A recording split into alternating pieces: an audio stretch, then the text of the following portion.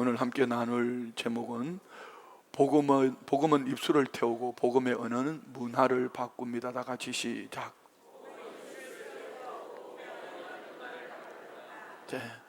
문화는 사람을 만든다는 그런 말이 있습니다. 우리 인간의 삶을 지배하는 문화의 힘과 문화를 통한 인간이 어떻게 형성되는지를 표현하는 것이 문화는 사람을 만든다, 이런 말이죠. 이런 의미에서 이번 영어 캠프를 한번 조명해 보려고 합니다. 영어 캠프의 명칭은 고고 잉글리시 바이블 캠프였습니다. 주제는 트루노스, 진북, 혼란한 세상에서 예수님을 신뢰하기였습니다. 겉으로 보기에는 단순한 영어 캠프로 원어민 선생님들과 영어를 배우고 게임하고 만들기 하며 즐기는 시간처럼 보이지만 그 안에는 하나님께서 더 깊은 은혜의 계획들을 우리에게 세워주셨습니다. 우리 아이들이 삶의 복음의 문화를 심는 것이지요. 말하는 법, 생각하는 법, 친구와 대화하는 법, 어려움을 해결하는 법까지 모든 것에 예수님을 중심에 두고 복음 문화를 배우는 그런 훈련의 시간들이었습니다. 캠프 전체를 복음의 문화로 적용해 볼 때 복음으로 살아가는 4가지 훈련이라 해도 과언이 아닙니다. 복음의 언어, 태도, 시선, 삶 말입니다. 첫 번째로 복음의 언어를 배우는 훈련은 입술의 변화입니다. 우리 아이들이 살고 있는 문화가 세상 속에서 부정적인 상처 주는 말, 자기 중심적인 말에 익숙해져 있고 보고 듣고 그렇게 살아가고 있습니다. 캠프에서는 영어로 Thank you, I am sorry, You can do it 이렇게 배우지만 사실 그 속에는 Thank you로 감사했고 I am sorry, 회개 미안합니다, You can do it 누군가를 향해 격려하는 복음의 언어를 훈련시키고 그런 것이죠. 어떤 말을 쓰는가, 이는 쓰는 말이 변할 때 그 사람의 세계관과 삶의 방식이 달라지는 것입니다. 이것이 복음 문화 훈련입니다. 입술의 변화. 두 번째는 복음의 태도를 기르는 훈련이었습니다. 마음의 변화이죠. 빌립보서 2장 5절에 너희 안에 이 마음을 품으라 곧 그리스도 예수의 마음이니. 팀 게임에서 이기는 것보다 중요한 것은 서로 돕는 것이었습니다. 아이들은 게임에서 져서 친구를 응원하고 만들기 활동을 하면서 잘 못 만드는 친구들에게 도와줄 수 있는 그런 신앙. 이런 순간들이 쌓이면 경쟁보다 섬김을 우선하는 그런 복음의 태도로 살아내는 우리의 자녀들이 될 줄 믿습니다. 세 번째는 복음의 시선을 갖는 훈련이지요. 세상을 보는 눈의 변화 말입니다.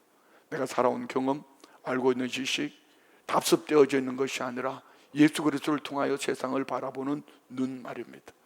마태복음 14장 28절로 30절에 보면은 제자들이 바다 위를 가다가 큰 풍랑을 만났습니다.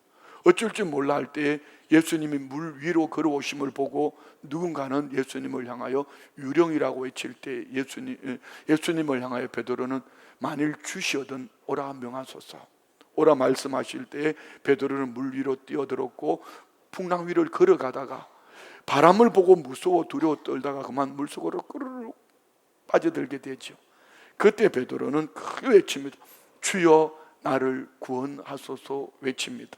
곧 캠프를 통하여서 이렇게 아름다운 신앙 속에 세워져가는 아이들도 믿음으로 걸어가다가 환경 속으로, 사람 속으로, 형편 속으로 빠져들 수 있습니다. 그리할 때마다 주님께 시선을 고정하고 주여 구원하여 달라고 외칠 수 있는 그런 자녀로 세워가는 그런 캠프였습니다. Jesus is with me. 고백하도록 가르치는 것이 이번 캠프의 목표이죠.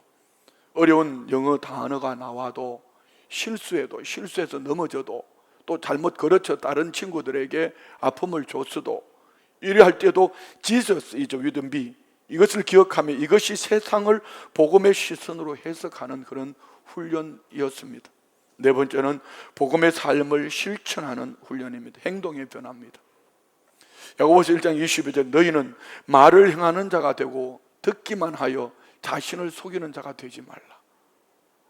말로만 하고 삶으로 살아내지 못하면 자신을 속이는 자입니다. 그렇지만 듣고 삶으로 살아내는 살아있는 믿음, 캠프 마지막 날 아이들은 배운 영어로 춤을 추며 하나님을 찬양하고 부모님들과 함께 찬양하고 무릎을 꿇고 기도하며 말씀 듣는 것으로 멈추지 않고 말씀으로 살아내기 위해서 주님 앞에서 몸부림하는 그 시간, 캠프는 끝나도 아이들에게 심겨진 문화는 계속 되어질 것입니다. 단 2주간 열흘 짧은 시간이었습니다. 아이들의 문화적 방향을 바꾸는 시작점이었지요. 짧은 시간에 어쩌면 이 아이들이 그렇게 임팩트가 있었던지 마지막 날 금요 저녁 기도회 끝나는 시간 우리 아이들이 방성대곡을 합니다. 흐느끼 울기 시작합니다. 이유는 뭐 때문일까요? 그동안 우리에게 선한 영향을 끼쳐주신 우리 선생님들 이제 미국으로 영국으로 오늘 밤을 지나면 내일 새벽에 보내드려야 되는데 나는 오늘 이 예배 이후에 이제 언제 선생님들을 만날 기약이 없다는 것이죠. 짧은 2주간의 선생님들과 정이 푹 들었습니다. 다른 언어, 다른 문화권이었지만 예수님 중심으로 선생님들을 통하여서 배운 영어와 그 속에서 배운 그들의 가치관, 하나님 나라의 언어, 태도, 시선, 삶, 이 모든 것들은 이제 8살부터 12살, 13살 된 우리 아이들에게는 큰 임팩트였더라는 것이죠. 로마서 12장 2절은 말씀합니다. 너희는 이 세대를 본받지 말고 오직 마음을 새롭게 함으로 변화를 받아 하나님의 선하시고 기뻐하시고 온전한 뜻이 무엇인지 분별하도록 하라. 우리 아이들을 세상에 물들지 않고 이 세상 속에서 변화를 받아 하나님의 선하시고 기뻐하신 온전한 뜻이 무엇인지 분별하는 삶을 위하여 말씀처럼 세대의 문화를 따라가지 않고 복음의 문화로 살아가도록 마음을 새롭게 하는 것이 이 캠프의 이유였습니다. 그러므로 부모님과 교회는 캠프가 끝난 후에도 이제 우리는 아이들의 언어와 태도와 시선과 삶이 어찌한지 항상 점검하고 이 아이들이 항상 나침반이 북쪽을 향하는 것처럼 전인격적으로 삶이 복음에 맞춰지도록 기도하고 관심을 갖는 우리 부모님들, 여기 계시는 우리 기성세대들이 되어야 될 줄 믿습니다. 캠프 후에 아이들이 사용하는 언어가 무엇인지 귀를 기울여 들어보셔야 합니다. 격려와 감사의 말이 나올 때는 잘했다고 칭찬하고 또 축복을 해 주셔야 할 것입니다. 뿐만 아니라 섬김과 용서의 행동을 보이면 함께 기뻐하며 잘했다고 칭찬하고 또 축복하는 그런 우리 모두가 되기를 원합니다. 우리 교회 공동체가 이런 문화를 만들어가면서 아이들을 위해 기도할 때 우리 아이들은 영적으로 인격적으로 전인격적인 부분뿐 아니라 잘 훈련되어진 하나님의 사람으로 시대를 앞서가는 여러분이 늘 기도하는 글로벌 리더, 세계를 품고 문화를 바꿔가는 그런 믿음의 사람들로 분명히 세워질 줄 믿습니다. 여러분 곰곰이 생각하시면서 저와 우리의 자녀들의 삶의 문화를 한번 돌아보십시오. 내 자녀와 나는 일상에서 어떤 언어를 사용하고 있는가? 나는 자녀들 앞에서 언어 구사가 어떤가? 우리의 자녀들은 학교나 학원을 다녀와서 어떤 표현을 말하는가? 두 번째는요, 경쟁과 비교보다 섬김을 선택한 경험이 있는가? 네가 1등 해야 돼? 점수를 더 잘 받아와야 돼? 이것보다 누군가를 섬겨주고 누군가를 위로하고 누군가의 필요를 채워가는 그런 자녀, 그런 우리 부모 세대들이 되기를 원합니다. 세 번째는 오늘 하루 나는 얼마나 복음의 문화로 살기 위해서 한 가지라도 복음의 문화를 바꾸기 위해서 노력했던가? 우리 자녀에게 이 복음의 문화를 바꿔주기 위해서 무엇을 심었던가? 오늘 본문에서 이사야가 하나님의 성전에서 거룩하신 하나님의 영광을 보았을 때 가장 먼저 깨달은 것은 나의 입술이 부정했다는 것입니다. 우리 아이들이 학교와 세상 속에서 상처 주는 말, 부정적인 말에 노출되어 있습니다. 그 속에서 세상의 영향을 받는 것이 아니라 오히려 땡큐, 감사하는 습관, I'm sorry, 회개하는 습관, 누군가를 향해 You can do it, 격려하는 습관. 너 할 수 있어? 괜찮아? 얼마든지 할 수 있어. 이런 선한 영향을 끼치는 믿음의 자녀들이 될 것을 우리 부모들이 기도하고 그렇게 살아내면은 분명히 그러한 삶을 살아낼 줄 믿습니다. 이런 맥락에서 오늘 설교는 복음의 은으로 살아내기를 이제 8월 한 달, 이제 한 주는 제가 아프리카 선교 때문에 빠질 거예요. 그러면 9월 둘째 주까지 복음의 은으로 살아내기 6번의 설교를 제가 할 터인데요, 복음의 은으로 살아내기를 원하는 내가 복음의 은으로 살지 못하는 이유는 뭘까? 오늘 본문은 우시야 왕이 죽던 해에 온 나라는 혼란 속에 빠져들어갑니다. 백성들은 앞날을 예측할 수 없어서 불안한 상황 속에 처해 있습니다. 그러나 그들은 선민 사상에 젖어 있고, 왜 이렇게 나라가 혼란스럽고 왜 이렇게 앞날을 예측할 수 없는지 그들은 그 원인 근본을 찾지 못했습니다. 그러한 때 이사야는 성전에서 엎드려 하나님 앞에 기도할 때에 하나님의 놀라운 환상을 보게 되었습니다. 높이 들린 보좌에 앉으신 주를 보았고, 주의 옷자락이 성전에 가득했습니다. 서랍들이 그 위에 서서 서로 불러 거룩하다 거룩하다 거룩하다, 만군의 여호와여 그의 영광이 온 땅에 충만하도다 찬양합니다. 이 천사들이 부르는 소리로 인하여 문지방의 터가 요동하며 성전의 연기가 가득했다고 성경은 말씀합니다. 그런데 이 장엄하고 거룩한 하나님의 임재 앞에서 이사야가 제일 먼저 깨달은 것은 바로 자신의 입술이 부정하다는 것입니다. 화로다 나여 망하게 되었도다. 나는 입술이 부정한 사람이요. 이름은 그리스도인, 이름은 믿음의 사람이라는 경건의 모양은 있었지만 그 입의 말은 복음의 언어가 아닌 복음의 말과 상관없는 삶을 살았다. 이것은 화로다, 나 망하게 되었구나, 이런 이야기입니다. 거룩하신 하나님 앞에 섰을 때 가장 먼저 깨달은 것은 내 말입니다. 내 언어 말입니다. 내 말이, 내가 구사하는 이 언어가 참 더러웠구나, 이런 얘기죠. 더욱이 단지 개인적인 문제가 아니라 나는 입술이 부정한 백성 중에 거주하면서라고 고백합니다. 이 말은 그가 속해 있는 공동체의 언어 문화가 부정적이고 더럽고 취했다는 얘기입니다. 여러분이 거하는 공동체의 삶은 어떠한지요? 여러분 가정은 어떠하며 우리 교회 안에서 만나지는 여러분의 대화는, 직장에서 학교에서 여러분이 만나지는 공동체 안에서 듣고 보고 여러분이 하는 말들은 어떠신지요? 오늘날 우리의 상황과 어쩌면은 이사야가 성전에서 거룩하신 하나님을 배우기 전까지 그의 시대적인 문화는 거의 흡사할 것입니다. 직장에서는 험담과 비난이 일상이 되어 있지는 않은지요? 가정에서는 불평과 원망이 식탁 위에 오르내립니다. 어쩌면 예배를 드리고 가다가 들은 설교 때문에, 이것 때문에 다툼이 될 수도 있습니다. 성전문을 나서다가 많은 사람들이 출입하는 그 과정 속에 누군가의 지팡이에 잘못 걸려서 넘어지면서 눈을 헐기면서 악담을 할 수도 있습니다. SNS에는 조롱과 비교, 분노와 미움의 언어들이 범람하고 있습니다. 매일의 삶이 부정한 백성 속에서 말투와 문화를 자연스럽게 흡수하며 살아가고 있지는 않은지 우리 자신을 좀 돌아봤으면 좋겠어요. 얼마나 TV 모니터에서 나오는 그 말들에 나는 익숙해져 가며 답습되어 가는지, 언론이, 아니면은 여러분이 누군가를 만나서 가까이 지내는 그를 통하여서 답습되어지는 내 말은, 표현하는 나의 삶의 언어들은, 이런 맥락에서 오늘 말씀은 우리에게 이런 질문을 던집니다.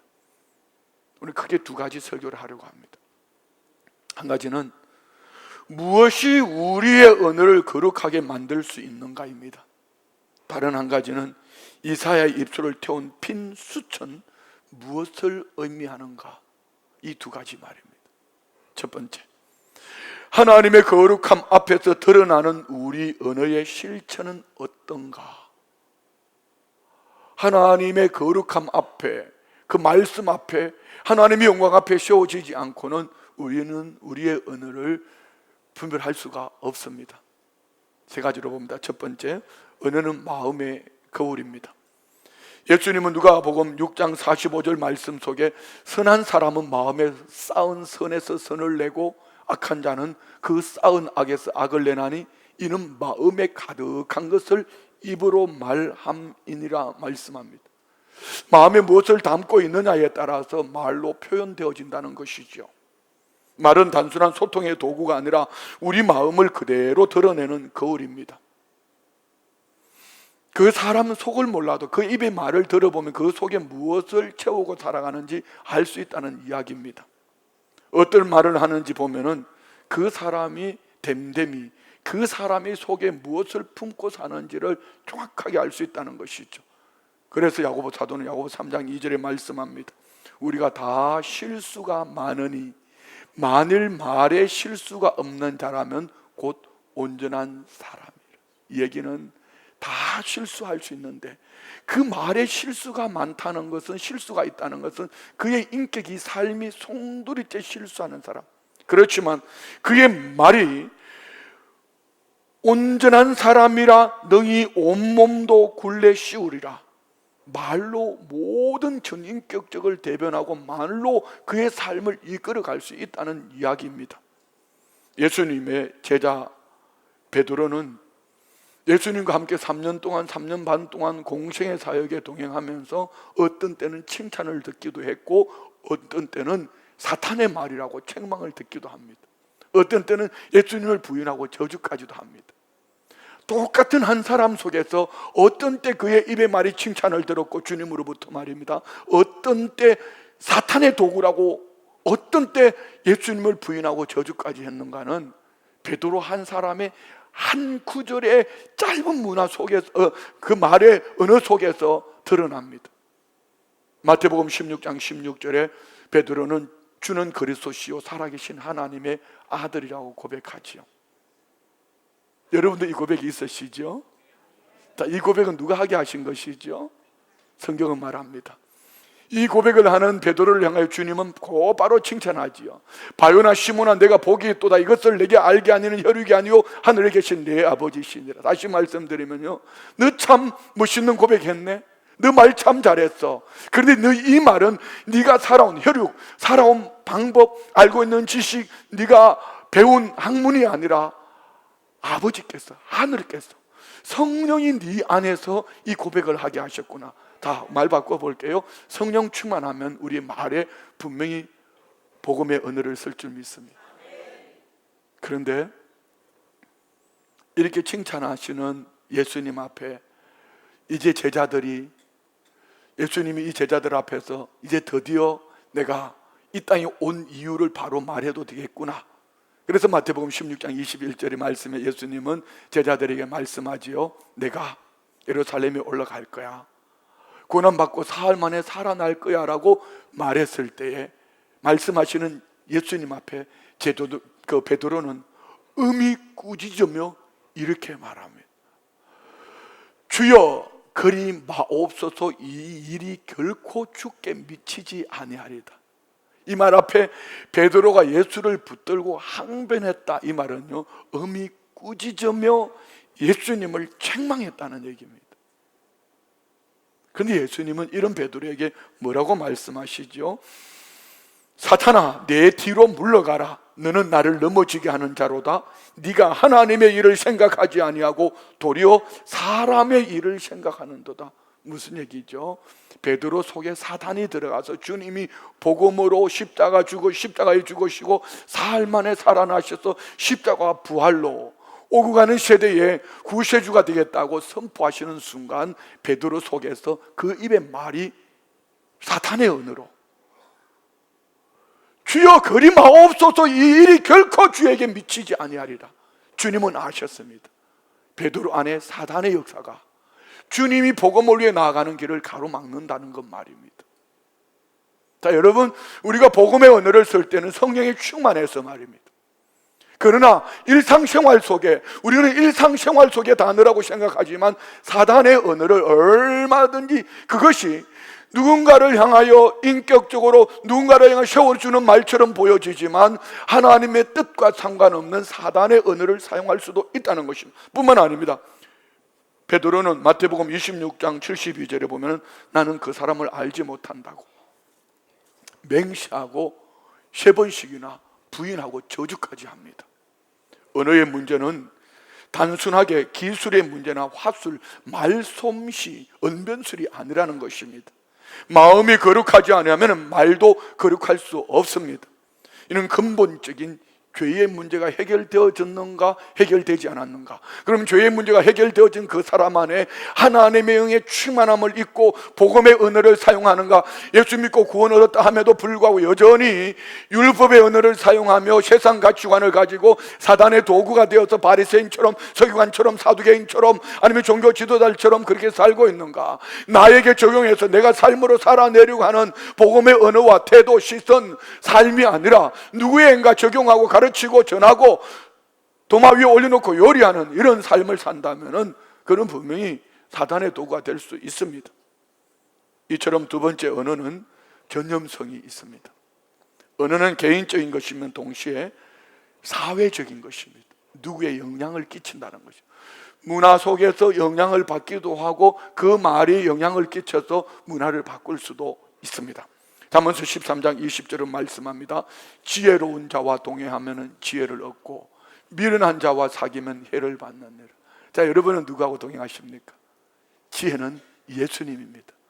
하나님의 사람과 동행하면 지혜를 얻지만 미련한 자와 사귀면 해를 받느니라. 자, 어리석은 자, 미련한 자가 누구죠? 예수 없이 내가 해보겠다는 것입니다.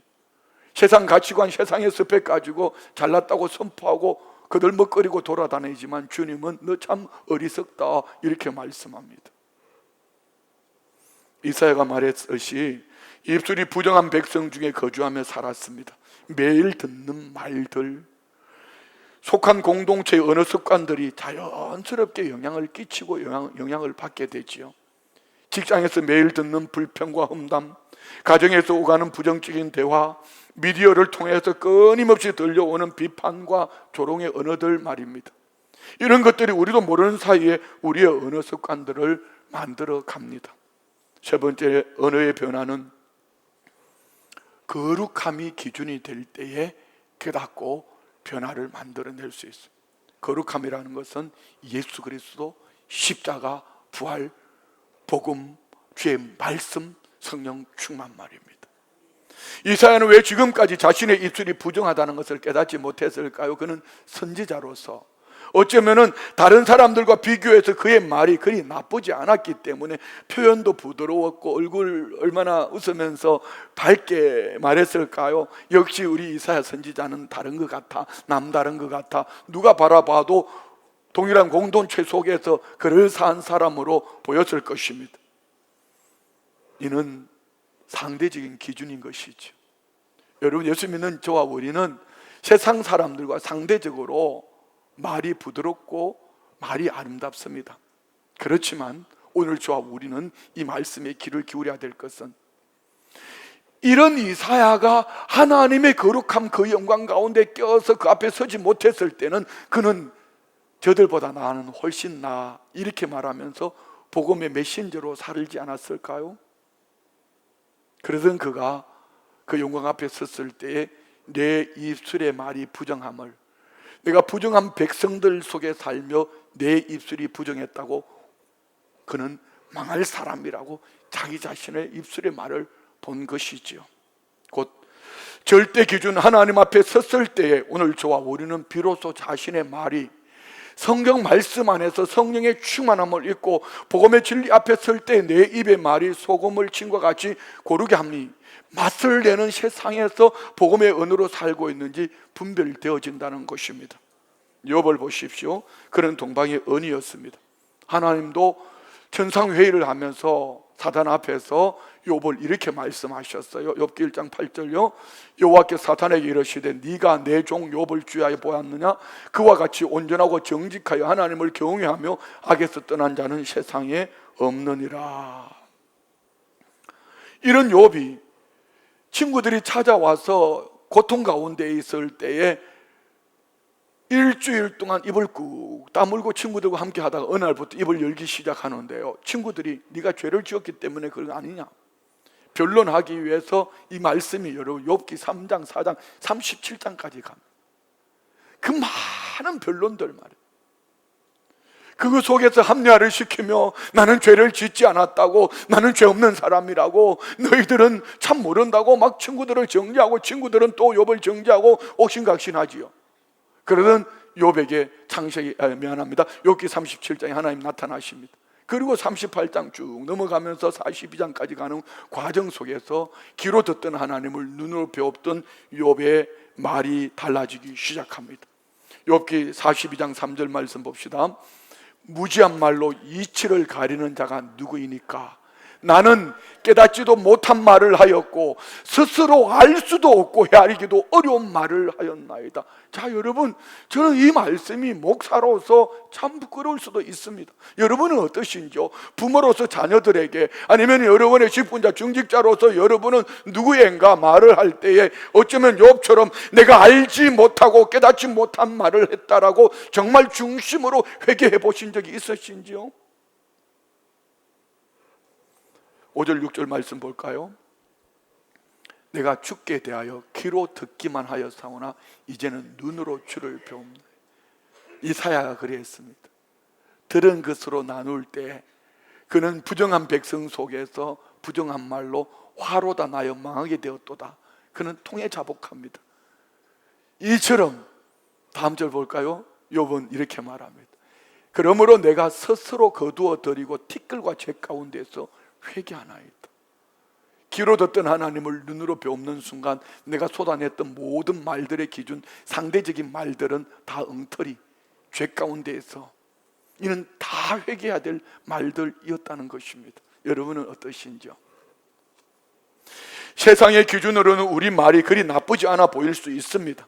다른 사람들과 비교하면 우리가 더 나을 수도 있습니다. 그렇지만 분명한 한 가지, 거룩하신 하나님의 기준, 십자가와 부활의 복음 앞에 섰을 때에 변함없는 하나님의 말씀, 그 말씀이 살아있어 운동력 있고 좌우의 수는 어떤 검보다 예리하고 홍과 영과 민과 및 관절과 고수를 찔러 쪼개는 그 말씀 앞에 섰을 때에 내가 진정 내 입의 말이 복음의 언어인지 아니면은 이사야처럼 욥처럼 화로다 나여 망하게 되었다라고 통에 자복하며 회개할 말인지 분별이 되어진다는 것이죠.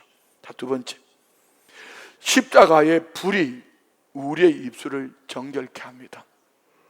첫 번째는요, 핀 수천, 제단의 희생을 상징합니다. 이사야가 통에 자복할 때에 핀 수치로 이사야의 입술을 찢습니다. 그 수치는 무엇인가 말입니다. 부정한 입술은 어떻게 깨끗해질 수 있는가를 말씀하는 것이지요. 본문 6절 말씀 봅시다. 그때에 그 서랍 중에 하나가 부젓가락으로 제단에서 집은 바 핀 수철 손에 가지고 내게로 날아왔어. 핵심은 제단에서 집은 바 핀 수치입니다. 제단은 어떤 곳이죠? 하나님 앞에 제물을 드리는 속죄 제물이 불타는 곳, 곧 백성들의 죄를 대신하여 제물이 되시고 십자가에 못 박혀 죽기까지 순종하신 우리 주님의 은혜가 임한 곳. 구약시대의 모든 제사는 장차 오실 예수 그리스도를 예표하는 것입니다. 그래서 히브리서 10장 10절은 이 뜻을 따라 예수 그리스도의 몸을 단번에 들이심으로 말미암아 우리가 거룩함을 얻었노라고 말합니다. 이사야의 입술을 태운 핀 수천, 십자가에서 예수님의 몸을 태운 하나님의 심판의 불이었습니다. 곧 심판의 불이신 예수 그리스도를 믿을 때 그 심판의 숯불이 우리 입술을 찢을 때 우리의 속사람 안에 복음이 들어오므로 우리 입술의 말도 변화될 것이고 생각도 가치관도 시선도 삶이 복음으로 살아내는 줄 믿습니다. 예수님이 우리의 모든 죄를 짊어지시고 십자가에서 하나님의 진노의 불을 받으셨으므로 그 불을 예수 그리스도의 십자가 부활을 믿는 자들에게는 이미 그 불로 우리의 죄를 우리 입술을 찢어주셨으니 우리는 복음의 은으로 얼마든지 살아낼 수 있는 능력을 받은 줄 믿습니다. 두 번째는요, 복음이 구체적으로 닿는 순간 복음의 은으로 바뀝니다. 귀로 듣고 흘려버리는 것이 아니라 복음이 내 입술을 찢을 때에 참 아팠습니다. 참 힘들었습니다. 참 어려웠습니다. 그 오늘 보면 7절 보십시오. 그것을 내 입술에 대며 이르되 보라 이것이 내 입에 닿았으니 내 악이 자여졌고 내 죄가 사여졌느라 하더라. 이것이 복음입니다. 복음은 추상적인 것이 아닙니다. 실제이고 이론입니다. 복음은 관념이 아닙니다. 내 생각 속에 있는 것이 아니라 우리 삶에, 우리 입술에, 우리 마음에 직접 닿아서 변화시키는 하나님의 능력. 그래서 날마다 새로워지는 교회는 어떤 여러 가지 퍼포먼스, 행위 프로그램으로 바꿔지는 것이 아니라 다양한 프로그램, 모든 이런 행위들을 통하여서 복음이신 예수님을 영접할 때 그때 진정한 변화를 일으키는 줄 믿습니다. 누가복음 19장에 보면은 세리장 삭개오가 나옵니다. 그는 키가 작습니다. 이 나의 약점을 무엇으로 이 컴플렉스라고 얘기했는지는 모르겠어요. 어떻게든 그는 이겨보려고 노력하다가 매국노라는 소리를 들어도 괜찮다. 그게 가지고 있는 지식과 학문을 가지고 로마의 앞잡이가 되었고 세리장이 되었습니다. 세리장이 되어서 그 백성들의 물질을 빼앗아서 로마에 얼마를 갖다 바치고 어찌하든지 부와 명예와 권세를 가져야 했습니다. 그러는 동안에 이 세리장에서 그 입에서는 온갖 더러운 말들이 나왔을 것입니다. 돈을 갈취하고 백성들을 속이고 거짓말을 일삼았을 것입니다. 그런데 예수님이 그의 집에 오셨습니다. 복음이 그에게 닿았습니다. 그래서 삭개오 입에서 무슨 말로 바꿔지지요? 무슨 말을 합니까? 누가복음 19장 8절은 이렇게 말씀합니다. 삭개오가 서서 주께 여짜오되 주여 보시옵소서 내 소유의 절반을 가난한 자들에게 주겠사오며 만일 누구의 것을 속여 빼앗은 일이 있으면 내 갑절이나 갚겠나이다. 자, 이 말은 이렇게 해석하면 됩니다. 전 재산을 다 나눠주겠다는 겁니다. 잘 보세요. 삭개오의 재산은 누구 것입니까? 원래 자기 거 아닙니다. 흡혈귀와 같이 그 백성들 거 탈취한 것입니다. 그런데 그는 이렇게 얘기했어요. 내 재산의 절반을 팔아서 나눠주겠다. 나머지 절반은 누구의 것 토색한 것 빼앗은 것은 4배나 갚겠다. 그러면 그는 입고 있는 옷까지 다 벗어줘야 될지 모릅니다. 이 얘기는 예수님 한 분으로 충분합니다. 예수님으로 만족할 수밖에 없는 복음을 영접한 믿음의 사람들의 변화 가치관입니다. 여러분, 정과는 간단합니다. 여러분의 신앙을, 내가 예수님을 복음을 정말 중심으로 영접하고 믿음으로 살고 있는지 아닌지 여러분이 점검하는 방법은 간단합니다. 주머니가 회개하지 않고는요, 주머니가 열리지 않고는요, 여러분 복음하고 상관없는 사람입니다. 오해하지 마세요. 헌금 많이 하라는 얘기 아닙니다. 내가 움켜쥐고 나만을 위해 살아가는 세리장 삭개오인가?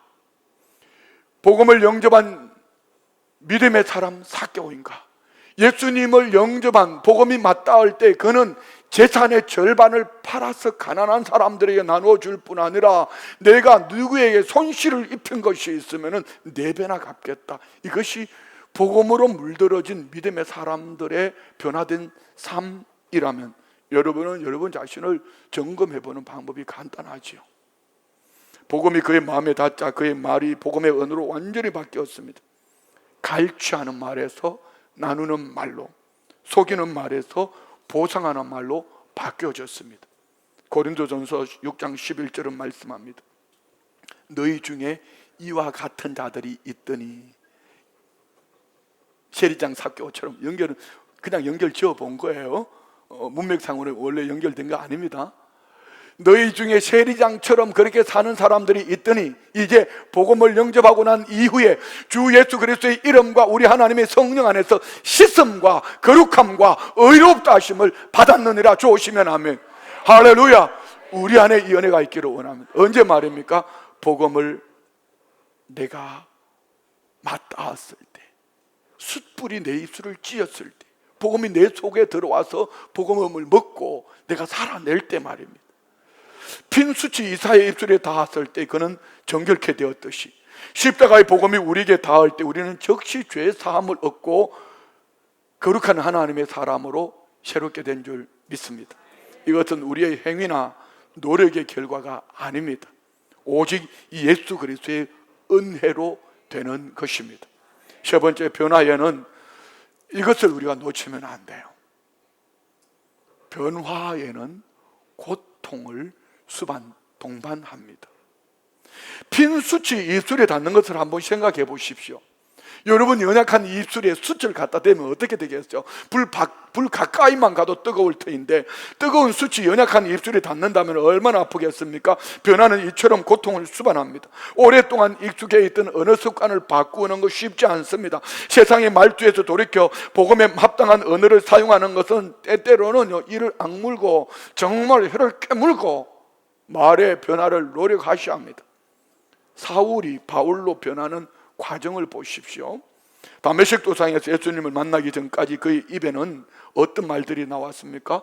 사도행전 9장 1절 말씀에 보면 사울이 주의 제자들에 대하여 여전히 위협과 살기가 등등하여 대제사장이 가서, 이는요 참 열심히 있는 종교인이었거든. 하나님을 믿는 일에 열심히 있는 사람이었습니다. 그렇지만 복음을 영접하지 못했으니 그 안에는, 그 마음속에는 여전히 위협과 살해의 말들, 악담과 원망과 불평의 말들, 제가 이쪽으로 들어오면 저쪽으로 피해버리고 이쪽으로 들어오면 저쪽으로 피하고 왠지 그 사람을 마주하기 싫고 말입니다. 이런 거 말이죠. 그런데 부활하신 예수님을 만난 후에 그의 삶은 완전히 달라집니다. 나는 죽고 예수로 사는, 예수님이 내 안에 살아내는 삶. 고린도후서 7장 10절은 이렇게 말씀합니다. 하나님의 뜻대로 하는 근심은 후회할 것이 없는 구원에 이르게 하는 회개라. 무슨 얘기죠? 변화된 새 사람으로, 예수의 이름을 영접한 주의 백성으로 그는 어떻게 하면 주님께 더 가까이 나아갈까, 이것이 고민이 되었습니다. 그런데 이 고민은, 하나님의 뜻대로 하는 이 근심은 후회할 것 없는 구원에 이르게 하는 회개를 얻지만, 세상 근심은 사망을 이루느니라. 여러분, 무슨 세상 근심이 있을까요? 많죠. 어떻게 돈 좀 더 많이 벌어볼까? 많이 버세요. 여러분, 부자 되셔야죠.